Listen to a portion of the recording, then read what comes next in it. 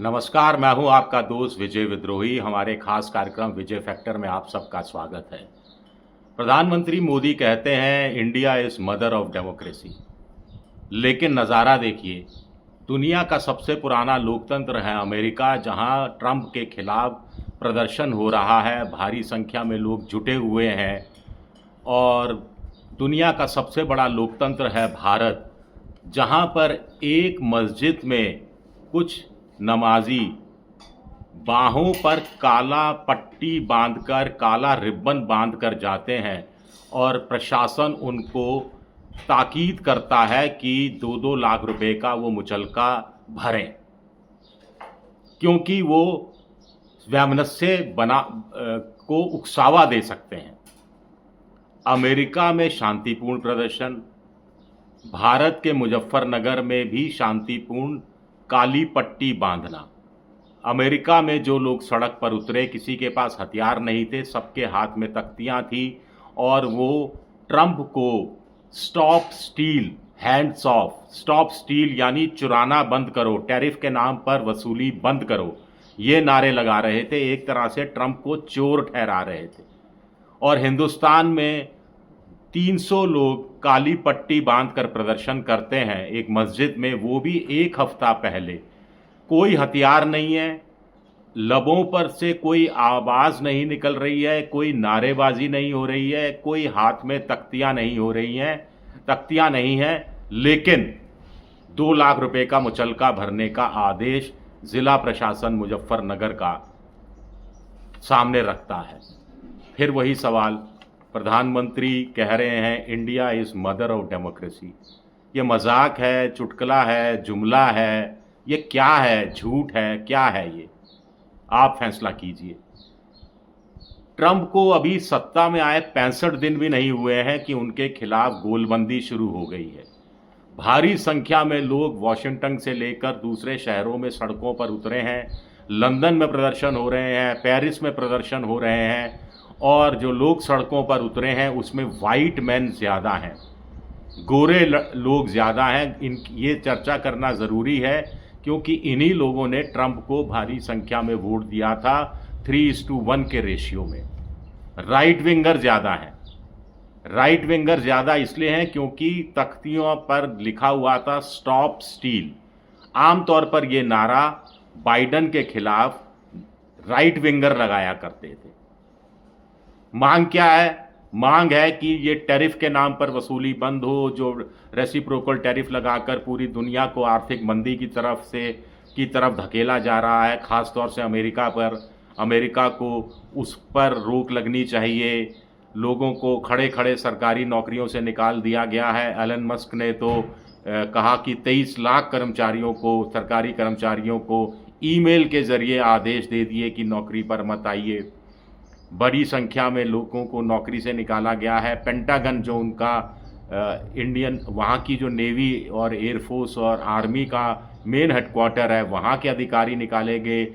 Health department में छटनी की गई, शिक्षा डिपार्टमेंट बंद कर दिया गया। इस सब के खिलाफ लोग सड़कों पर उतरे हैं। अंडे का रेट बढ़ गया है, यहाँ तक कि ग्वाटामाला से केला आता है और आने वाले दिनों में केले के दाम भी बढ़ जाएंगे। इसको लेकर लोग सड़कों पर उतरे हैं। हैंड्स ऑफ, ये लेफ्ट के लोग नारा लगाते हैं हैंड्स ऑफ का। हमसे दूर रहो, हमसे दूर रहो, खराब हरकतों, खराब नीतियों, खराब रणनीति से किनारा करो। एक तरह से इस नारे का अर्थ ये निकलता है। भारत में तो कोई भी जो सत्तारूढ़ पार्टी होती है, एक व्हिप जारी कर देती है और उस पार्टी के तमाम सांसद या विधायक थरथराने लगते हैं। व्हिप जारी नहीं होता तो भी पार्टी की बैठकों में भी बुरा नहीं बोलते, कड़वा नहीं बोलते कि कल को टिकट कट जाएगा। लेकिन अमेरिका में देखिए, सीनेट के अंदर 100 लोगों की सीनेट होती है, जिसमें बहुमत ट्रंप का है 51 बनाम 49। लेकिन अभी 2 दिन पहले ही वहाँ ट्रंप की जो टैरिफ वाली नीति के को लेकर वोट डाला गया, तो 4 रिपब्लिकन्स ने, ट्रंप भी रिपब्लिकन पार्टी के नेता है, 4 रिपब्लिकन्स ने खिलाफ में वोट दिया और एक रिपब्लिकन घर से निकले ही नहीं, आए ही नहीं वोट देने। वॉशिंगटन पोस्ट ने भी बड़ा लंबा चौड़ा आर्टिकल छापा है, जिसमें उन्होंने कहा है कि जो टैरिफ लगाया है ट्रंप ने, उससे अमेरिका के नागरिकों को क्या क्या नुकसान उठाना पड़ेगा, उनके लिए क्या क्या चीज़ें महंगी हो जाएंगी। तो मोटे तौर पर कहा गया है कि कुछ मीट प्रोडक्ट्स और कुछ सब्जी को छोड़कर बाकी तमाम चीज़ें महंगी हो जाएंगी। कंज्यूमर गुड्स पर इसका सबसे ज़्यादा 40% तक का असर पड़ेगा। यानी कंज्यूमर गुड्स जो है, साबुन, तेल और आपका और घर का जो घरेलू सामान है, वो सब औसत रूप से 40% महंगा हो जाएगा। जितनी कंज्यूमर गुड्स का उपयोग अमेरिका करता है, उसमें से 50% जो इंपोर्ट है उस पर 40% कीमत बढ़ जाएगी। 20 से 30% पर करीब 25% कीमतें बढ़ जाएंगी। यही हाल जो पेय पदार्थ है, ब्रीवरेजेस है, उसका है कि 59% पर टैक्स बढ़ जाएगा, जो 10 से लेकर 30% होगा। दलहन, तिलहन, ये सब भी महंगा होगा। सब्जी और फलों पर सबसे कम असर पड़ेगा, लेकिन ये असर सबसे जल्दी पड़ेगा। आने वाले कुछ दिनों में ये असर दिखना शुरू हो जाएगा, ये बात भी कही जा रही है। मीट प्रोडक्ट्स पर भी असर पड़ेगा, शराब पर असर पड़ेगा। कुछ सामान है ज़रूर उस पर ज़्यादा असर नहीं पड़ेगा। लेकिन सवाल उठता है कि 65 दिन भी अमेरिका की जनता सब्र नहीं रख सकी। अब आप इसको कंपेयर मत कीजिए, भारत में 11 साल हो गए हैं, उसकी बात हम नहीं कर रहे। हम बात कर रहे हैं कि हमारे यहाँ तो विपक्ष के नेता को बोलने नहीं दिया जाता है, एलओपी को बोलने नहीं दिया जाता है। ये एलओपी की पार्टी के लोग आरोप लगाते हैं कि माइक बंद कर दिए जाते हैं, विपक्षी दल के लोग कहते हैं संसद में ये होता है।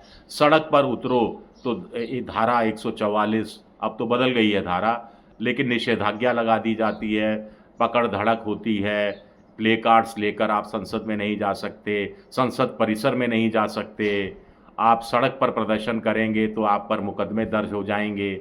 यहाँ तक कि एक मस्जिद में 28 मार्च को 300 लोग नमाज पढ़ने जाते हैं और विरोध के स्वरूप में वहाँ पर काली पट्टी, काला रिबन बांध लेते हैं और उनके खिलाफ प्रशासन कहता है कि 300 रुपये व्यक्तिगत तौर पर हाजिर हो और 2-2 लाख रुपए का मुचलका भरो। इस तरह के तमाम वाक़ये इस देश में हो रहे हैं। मदर ऑफ डेमोक्रेसी जो दुनिया का है, और ट्रंप के खिलाफ जनता सड़कों पर उतरी हुई है। ट्रंप के खिलाफ चीन ने एक्शन लिया है, ट्रंप के खिलाफ यूरोपियन यूनियन ने सख्त रुख अपनाया है, फ्रांस ने सख्त रुख अपनाया है, मैक्सिको और कनाडा ने भी हाल तक सख्त रुख अपनाने की चेतावनी दी है। लेकिन भारत ने ना तो चेतावनी दी है और ना ही किसी तरह का रेसिप्रोकल टैक्स लगाने की बात ही की है। भारत कह रहा है कि मिडिल बीच का रास्ता निकालेंगे और ट्रेड एग्रीमेंट कर दिया जाएगा। तो ये कहानी उस देश की है जो अपने आप को मदर ऑफ डेमोक्रेसी कहलाता है, और एक अमेरिका है जहां पर लोग इस तरह धरना प्रदर्शन कर रहे हैं, अपने ही राष्ट्रपति को पद से हटाने की, गद्दी से हटाने की खुलकर मांग की जा रही है। हिंदुस्तान में संभव है क्या? सोचिएगा इस पर। शुक्रिया मेरा ये वीडियो देखने के लिए। पसंद आए तो लाइक कीजिए, सब्सक्राइब कीजिए, शेयर कीजिए।